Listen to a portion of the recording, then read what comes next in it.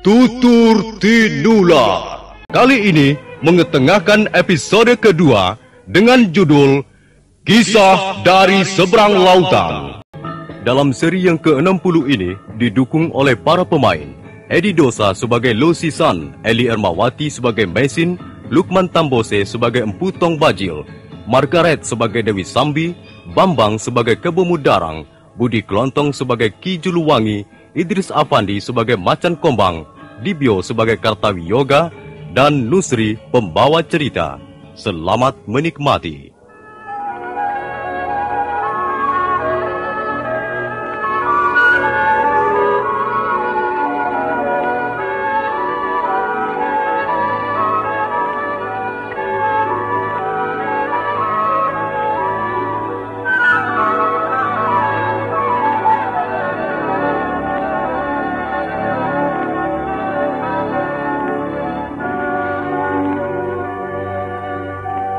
Kuda yang mereka tumpangi bersama terus menderap menuruni bukit.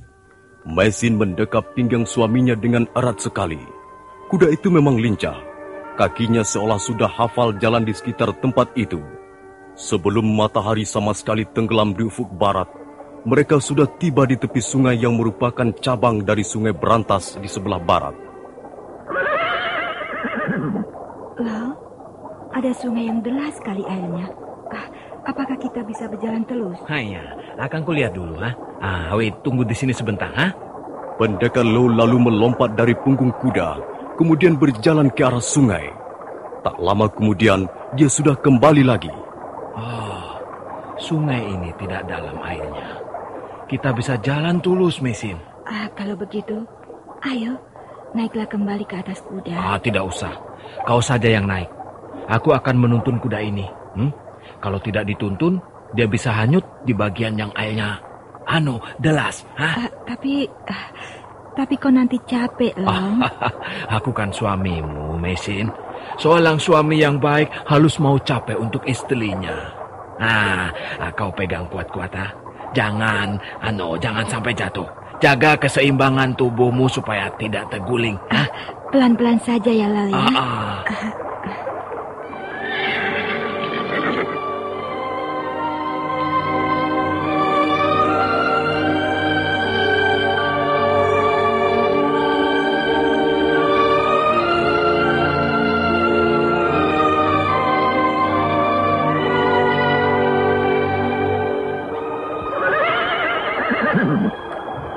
Sudah, cepatlah naiklah. Sebentar. Sebaiknya kita mengambil arah ke sebelah timur. Akan berbahaya kalau kita mengambil jalan yang biasa dilewati orang. Kalau begitu, kita mengambil jalan memutar. Iya, begitulah demi keamanan kita. Soalnya kita menjadi tamu yang tidak diundang. Kalau kita melewati jalan ini dan langsung menuju candi, kemungkinan besar kita akan bertemu dengan orang-orang. Maka lebih baik kita ambil jalan memutar. Ya. Hup.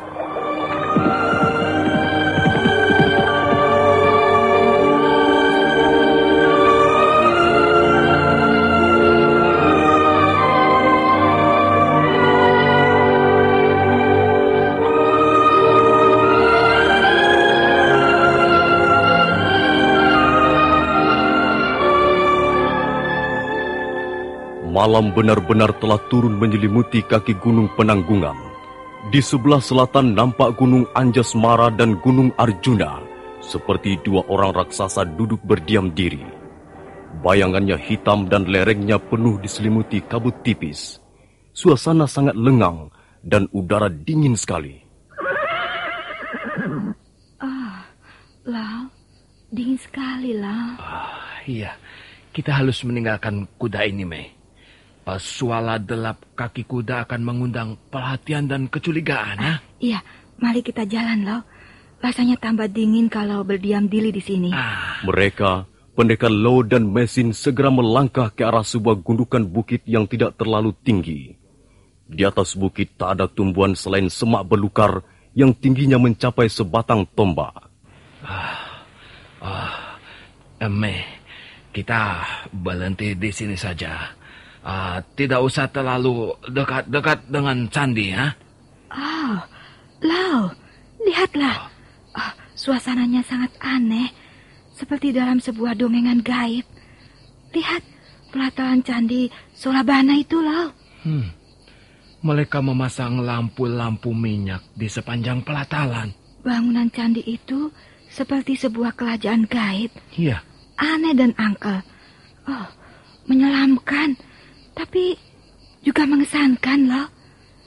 Sama sekali aku tidak menduga bahwa suatu ketika kita akan berada di tempat ini dan menyaksikan pemandangan seperti ini. Nampaknya belum semua pendekar hadir, ha? Masih banyak tempat duduk yang kosong. Kita tunggu saja di sini, Lau. Tempatnya enak dan terlindung. Aku kira di sini cukup aman. Pendekar Lo dan Mesin duduk di atas batu di balik rumpun semak belukar. Pandangan mata mereka terus tertuju ke bawah, di mana nampak sebuah pelataran candi yang taram-temaram oleh cahaya lampu minyak yang dipasang di sekitarnya. Mereka sama sekali tidak mengira bahwa berpuluh-puluh pasang mata telah mengintai mereka dari tempat yang lebih tersembunyi.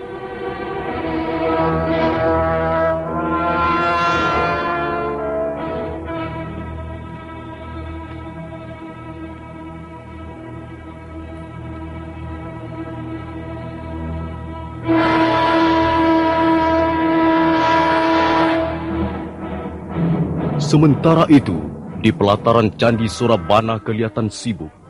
Beberapa orang prajurit Kediri mondar-mandir menjalankan tugasnya masing-masing.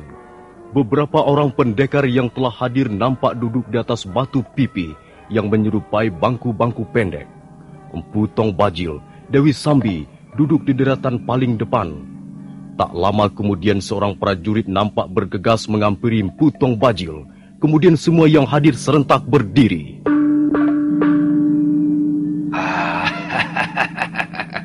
Selamat datang, tuanku Kebo Bundara. Ya, selamat. Bagaimana? Apakah para pendekar sudah banyak yang hadir? Nampaknya belum seluruhnya, tuanku. Kalau begitu kita tunggu saja. Tapi tuan, kita tidak bisa menunggu terlalu lama. Acara harus berjalan lancar sesuai dengan rencana. Benar, Dewi Sambi. Kalau begitu baiklah. Marilah kita segera membuka acara ini. Tolong beritahu mereka, Empu Tong Bajil. Baik, tuanku. Nah, saudara-saudaraku semuanya, kita akan segera memulai acara yang sangat penting ini. Dan sebelumnya, kita akan memeriksa lebih dulu para pendekar yang ikut hadir dalam peristiwa penting malam ini. Kami akan perkenalkan beberapa di antaranya. Yang duduk di sebelah barat, di bagian depan adalah pendekar dari lereng Gunung Bromo. Pendekar yang terkenal tangguh, yang dikenal dengan sebutan Macan Kumbang. Dan di sebelah timur, duduk di deretan paling depan, adalah rombongan dari Gunung Kelut. Mereka datang ke Candi Surabana, dipimpin langsung oleh guru mereka sendiri, yang bernama Kartawiyoga. Kemudian, di sebelah selatan, di barisan paling depan adalah rombongan dari Desa Sadeng. Mereka juga langsung dipimpin oleh guru mereka sendiri, Ki Julungwangi. Dan akhirnya yang duduk di bagian utara, deretan paling depan adalah rombongan dari Desa Silabunga. Rombongan ini yang walaupun hanya terdiri dari 6 orang, tapi mereka semua merupakan pendekar-pendekar inti dari perguruan Silabunga. Mereka dipimpin oleh Adi Sara yang mewakili guru mereka, yang karena satu hal terpaksa tidak bisa menghadiri pertemuan ini. Dan masih banyak lagi pendekar-pendekar yang datang atas nama perorangan, seperti Sutawaliki, Padas Ngampar, Kebo Keluyur, Jaran Gendeng, dan seterusnya. Nah, saudara-saudaraku semuanya, kita hentikan dulu sejenak acara ini untuk menunggu saatnya bulan purnama mulai naik ke angkasa. Setelah itu, acara akan kita lanjutkan lagi sesuai dengan rencana.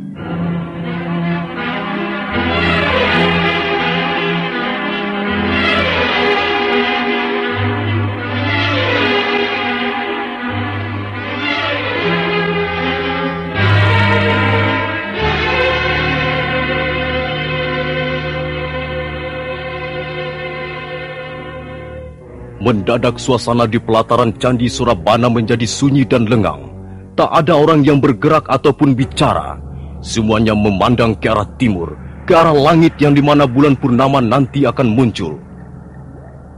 Oh, sungguh menakjubkan pemandangan ini, Lau. Lihat, mereka diam, duduk seperti arca, dengan kepala menengadah ke arah timur. Mei, hanya hati-hati, Mei. Ada apa, Lau? Aku curiga, jangan-jangan kehadiran kita di sini sudah mereka ketahui, ha?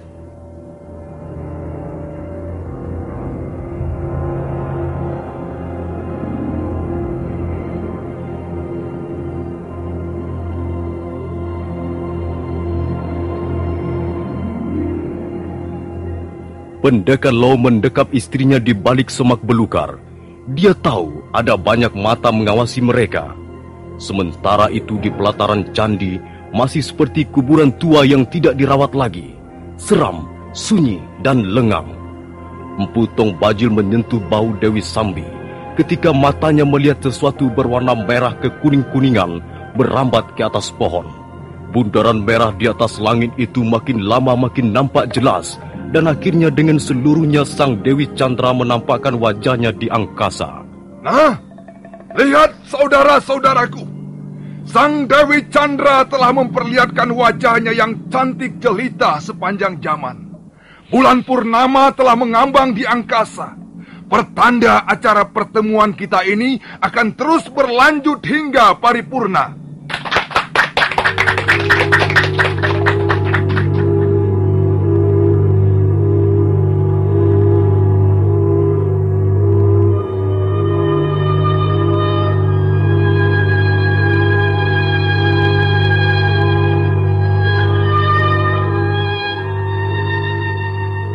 Nah, saudara-saudaraku, marilah acara kita lanjutkan lagi. Sekarang marilah kita dengarkan pengarahan dari Tuanku Kebo Mundarang selaku wakil pemerintah Kediri. Silakan Tuanku. Kawan-kawanku, kawan-kawan seperjuangan semua. Aku tidak akan berbicara panjang lebar di sini. Aku hanya ingin menyampaikan satu hal yang amat penting untuk kalian ketahui. Banyak di antara kalian telah membantu Sang Prabu Jaya Katwang ketika gelang-gelang merebut kota Singasari. Dan sekarang Singasari telah runtuh. Sebagai gantinya adalah pemerintah Kediri yang sampai saat ini masih terus dibenahi.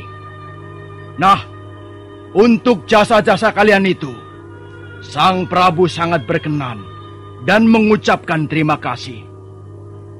Karena itu, beliau sangat merestui pertemuan kita di pelataran Candi Surabana ini.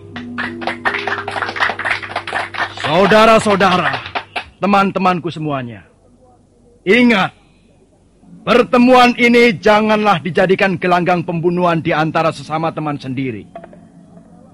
Pertemuan ini hanyalah untuk memilih 4 orang pendekar tangguh yang selanjutnya akan mendampingi tugas-tugasku. 3 orang pendekar jelas sudah ada calonnya.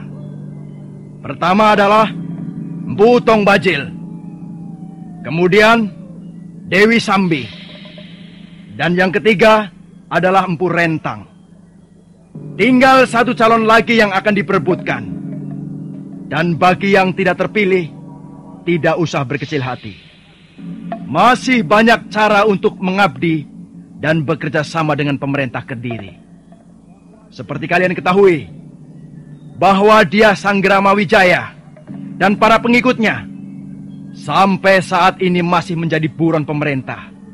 Bagi siapa saja di antara kalian yang sanggup menangkap atau memberikan keterangan yang berharga mengenai tempat persembunyian mereka, akan mendapat penghargaan dan kedudukan yang layak. Nah, saudara-saudaraku sekalian, cukup sekian pengarahan dari Kebo Mundarang selaku wakil pemerintah Kediri. Selanjutnya, aku mengucapkan selamat bertanding.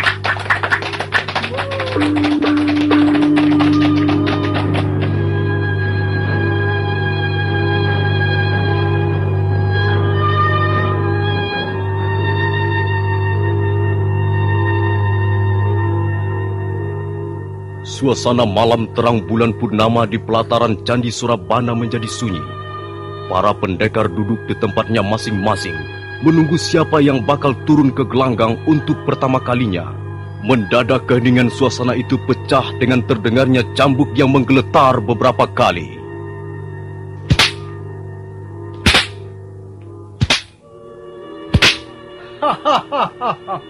Akulah Kartawiyoga, wakil dari perguruan Gunung Kelut.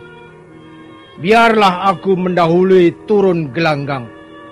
Aku sudah tidak sabar lagi menunggu. Kulihat mereka semua diam, membisu seperti tugu. Mengapa harus sungkan-sungkan? Kalau memang tidak berminat menduduki kursi calon pendekar keempat, mengapa jauh-jauh datang ke Candi Surabana? Baru sekejap wakil Gunung Kelut itu menyelesaikan kata-katanya, mendadak dari arah selatan berkelebat sebuah bayangan.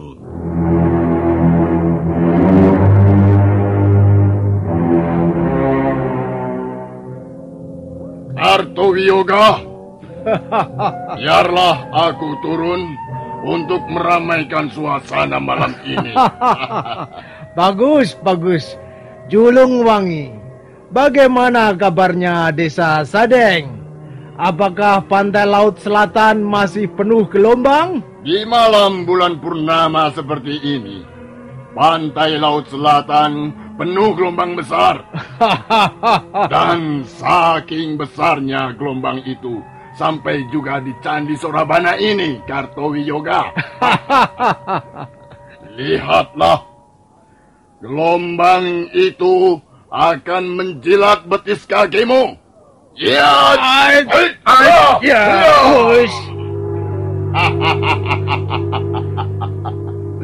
rupanya kau masih senang menggembalakan domba di lereng Gunung Kelut. Kulihat kau masih membawa-bawa cambukmu yang sudah butut itu, Kartawiyoga. Iya. Cambuk ini akan kubawa kemana saja aku pergi. Apakah masih banyak gunanya cambukmu itu? Oh, paling tidak cambuk ini bisa untuk mencambuk kambing-kambing buduk dari dataran Sadeng, desa kelahiranmu. Hai, hai,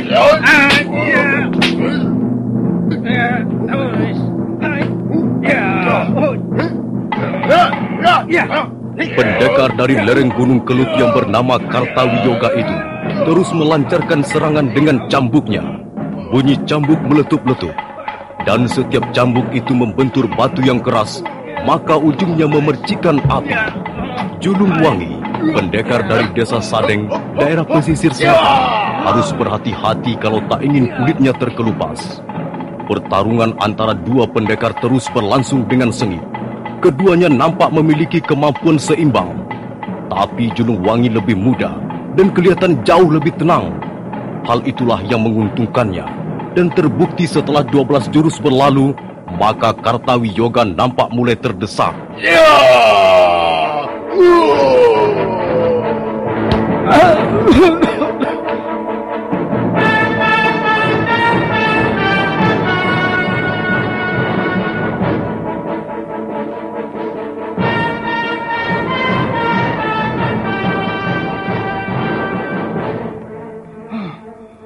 Kartawiyoga jatuh.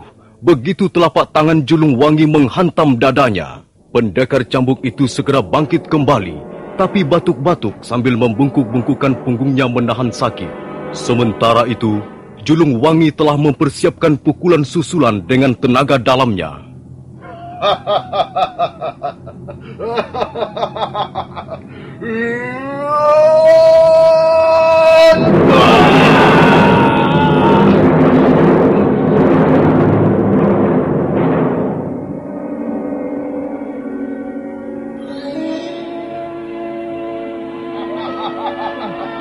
Jangan begitu, Julung Wangi.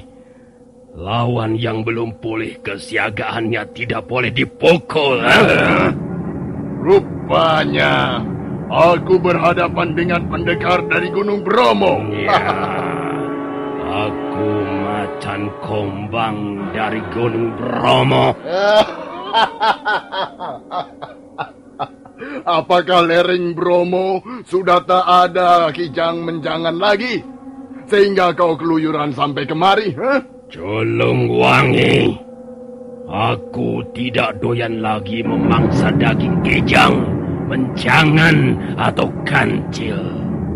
Sudah sejak lama aku ingin mencicipi darah nelayan Sading yang katanya amat gurih.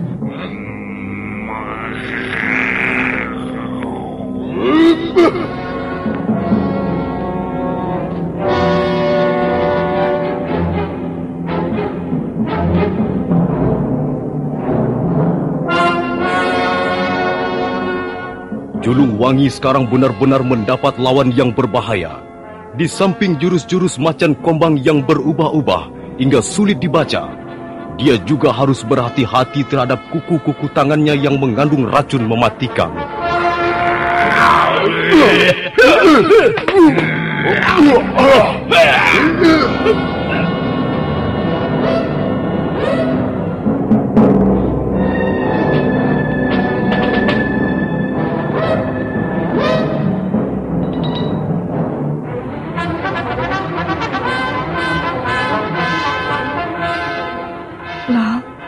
Mengerikan sekali orang yang bernama Macan Kumbang itu.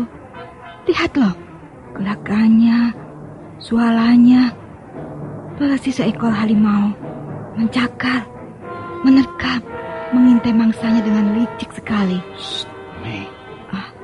Ada apa loh? Kita tidak berdua lagi di tempat ini. Hanya.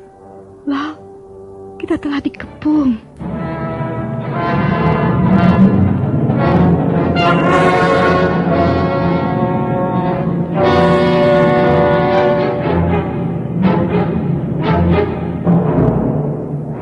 Memang benar, begitu menengok ke sekelilingnya, Meisin melihat ada banyak orang yang telah berdiri. Jumlah mereka lebih dari 20 orang. Nah, para pendengar sekalian, bagaimana kisah selanjutnya? Apa yang akan terjadi dengan pendekar Lo dan istrinya? Silahkan mengikuti seri berikutnya dalam episode ketiga yang berjudul Daun-Daun Bersemi Lagi. Sampai jumpa.